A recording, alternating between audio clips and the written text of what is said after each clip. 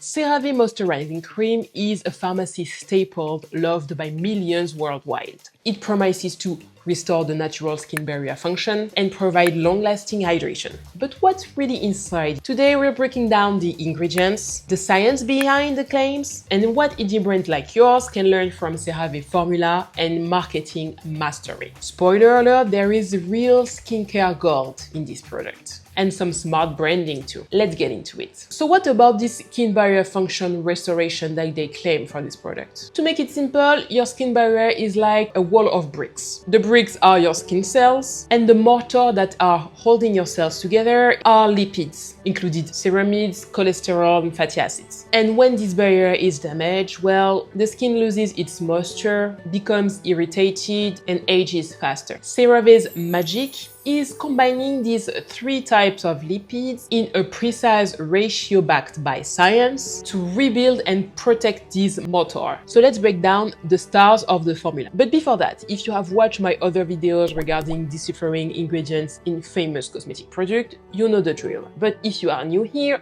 welcome. And here is a quick reminder of the basic rules to understand how to read ingredients labels. INCI stands for International Nomenclature for Cosmetic Ingredients. It's a universal language for cosmetic products. It means that whether you are buying your ingredients in Paris, Tokyo, or Milano, the ingredients are listed the same way. And rule number one, ingredients are listed in the descending order until you reach the ingredients that are used at 1% or less. The first ingredient is usually 60 to 80% of your product, and the 5 first ingredients usually make up for 80 to 90% of your whole formula. But here's the twist. Below 1%, brands can actually list ingredients in whatever order they want. This is where marketing and colorant ingredients usually appear. Okay, now that everyone is up to speed, back to the 5 first ingredients of this formula. First, we have water, the main solvent, making up most of the cream's base. I mean, it's an hydrating product.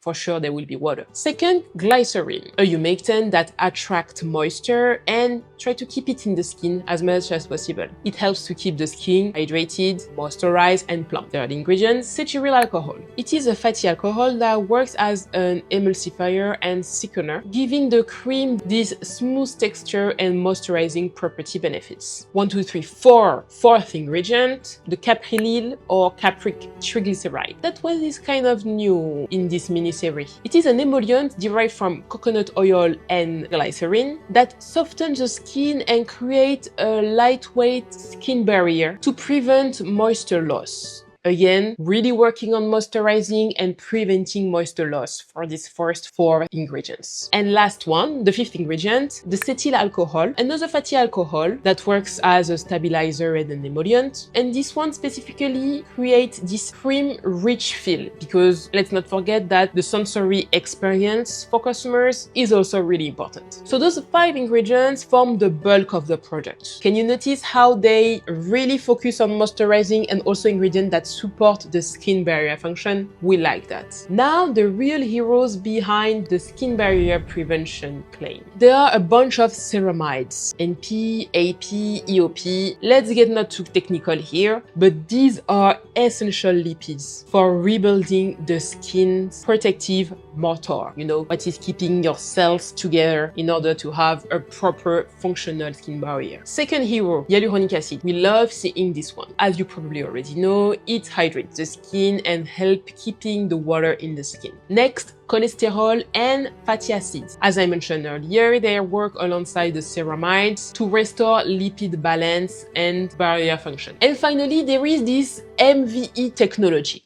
What is that? I'm not sure that it's found in nature. Well, this is a patented delivery system that encapsulates moisturizing properties in microscopic liposomes that can release ingredients slowly in order to provide this long-lasting hydration. But what about the placement of those heroes in the list of ingredients? Here, the ceramides, cholesterol, fatty acids, and this MVE technology appear after the main emollient and moisturizing ingredients that I have mentioned earlier. Usually, those kind of ingredients are listed like mid-list or just below the 5 first ingredients. So what does it mean? Even though they are not in the 5 first ingredients, their presence is still meaningful because ceramides and lipids, they are quite effective. And hyaluronic acid is a potent ingredient even at a low concentration. So spotting it mid-list or lower is quite typical. So what can you learn from this formulation? Is that you don't actually need to have your star ingredients in the 5 first ingredients of the list. The key of formulation is really balance. It's all about combining ingredients that make also the consumer feel a certain way, and with strong evidence-based ingredient, with also ingredients that can be used at smaller concentrations, but still can provide benefits. And what you can see is that in this CeraVe product, there is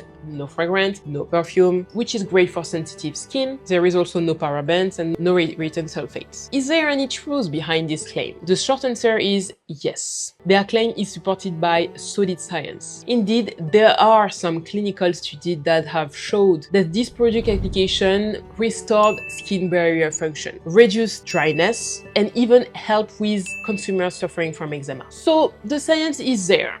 There is no doubt. What about the branding of CeraVe? You can see that CeraVe, it's not a fancy brand, right? There is no perfume or exotic buzzwords. And that's, I think, the key to its massive success. So what an indie brand can learn? Science-based simplicity sells, but also transparent communication is key.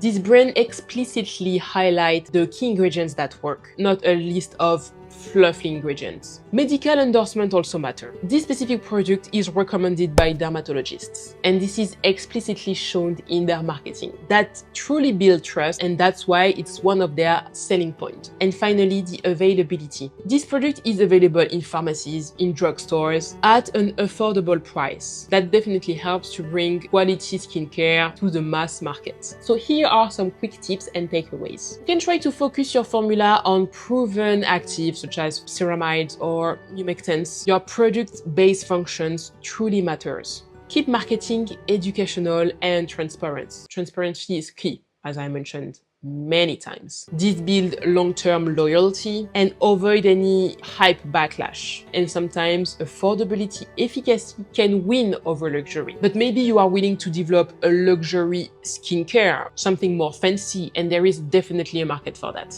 Check how La Mer succeeded to grab part of the luxury market thanks to storytelling and luxury appeal.